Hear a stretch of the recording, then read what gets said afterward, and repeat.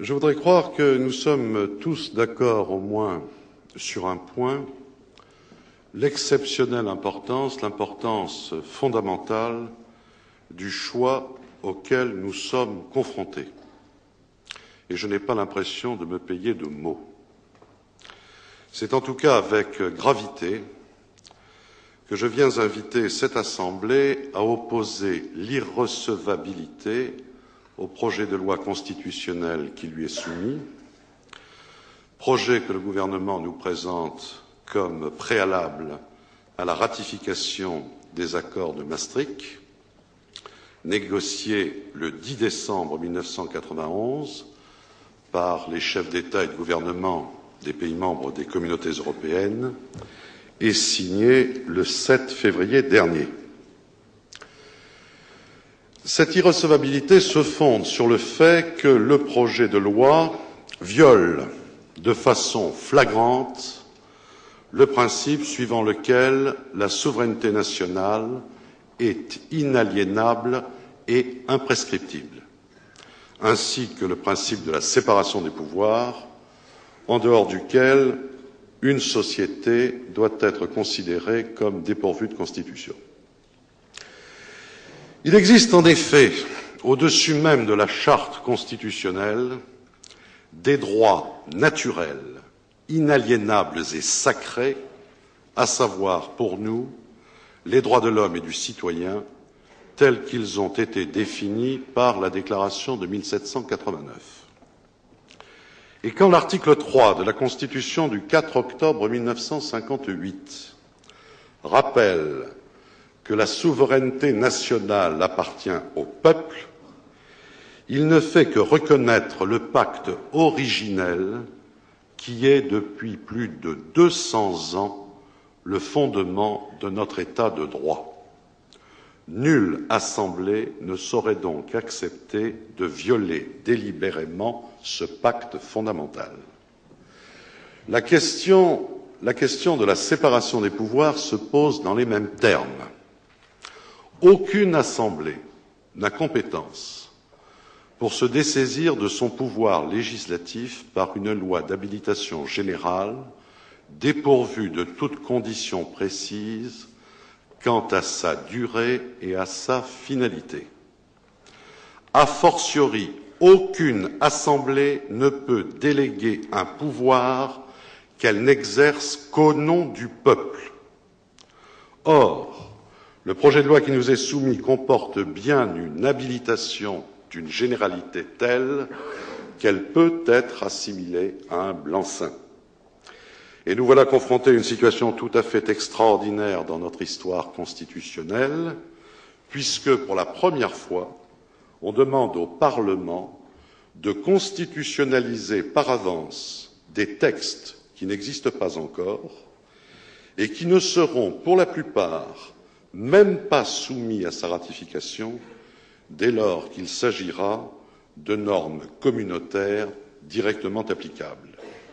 On demande donc au Parlement, qui n'en a pas le droit, rien de moins que d'abandonner sa compétence législative aux organes communautaires chaque fois que ceux-ci le jugeront nécessaire pour l'application du traité.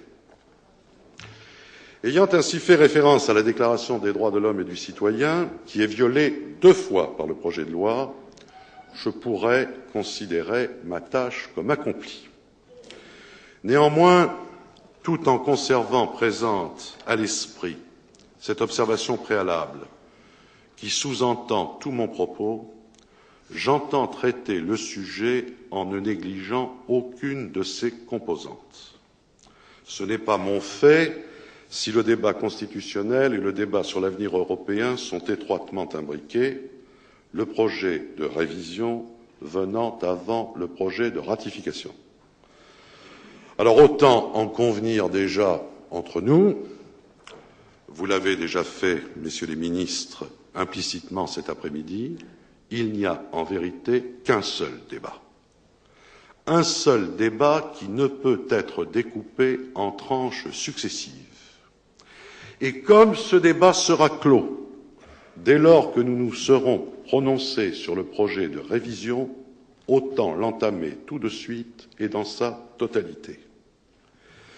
De même, et sans vouloir verser dans un manichéisme que je réprouve, il nous faut également convenir qu'il n'y a rien à amender.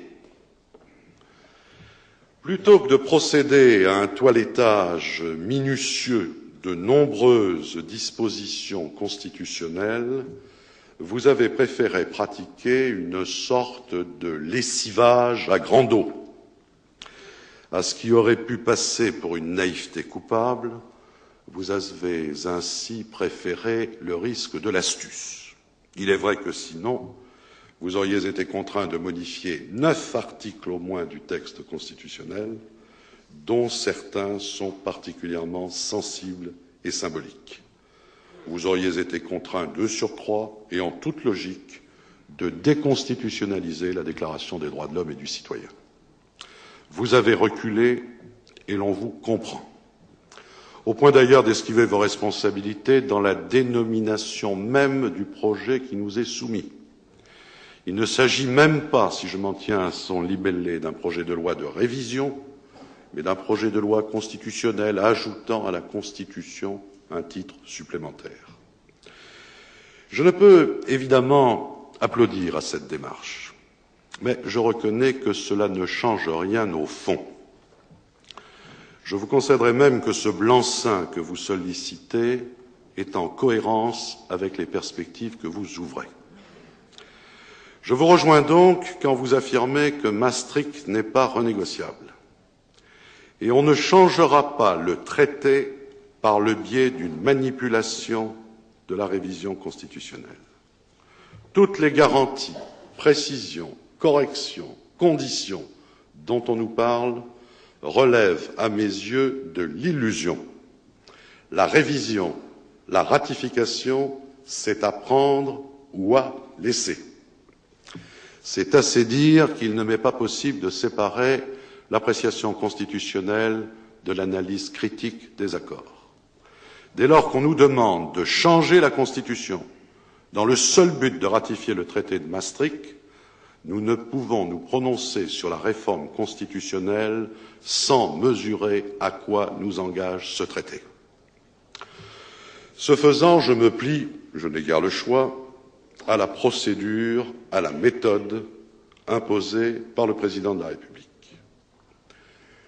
L'inconstitutionnalité que je soulève est du reste inséparable du regret que suscite en moi le non-recours à l'article 11 de la Constitution qui impliquait le référendum direct. Allez dire à d'autres, pour justifier ses habiletés tactiques, que la procédure de l'article 89 rend sa dignité au Parlement. Convenez que l'argument est plutôt singulier au moment où l'on nous demande de diminuer encore le pouvoir réel du Parlement. Je le proclame donc d'emblée. Dès lors que l'entrée de la France dans l'Europe de Maastricht constitue bien l'acte historique qu'a évoqué le président de la République, il serait normal, nécessaire, légitime, indispensable que la parole soit donnée au peuple. Non point que je conteste la légitimité de cette Assemblée. Je ne me suis pas associé au cœur de ceux qui, il y a quelques semaines, ne trouvaient pas de mots assez durs pour l'abaisser, pour réclamer sa dissolution, voire même proposer son autodissolution. Je constate d'ailleurs la contradiction dans laquelle s'enferment aujourd'hui nombre d'entre eux en se refusant à l'idée d'un référendum. Ce que je veux seulement dire, c'est que le recours à la voie parlementaire est contraire à l'esprit de notre pacte social, car ce que le peuple a fait, seul le peuple peut le défaire. C'est en outre une faute politique lourde, car c'est refuser de donner à un engagement aussi grave la sacralisation dont il a besoin. Et ne changerait rien à l'affaire la manœuvre qui consisterait ultérieurement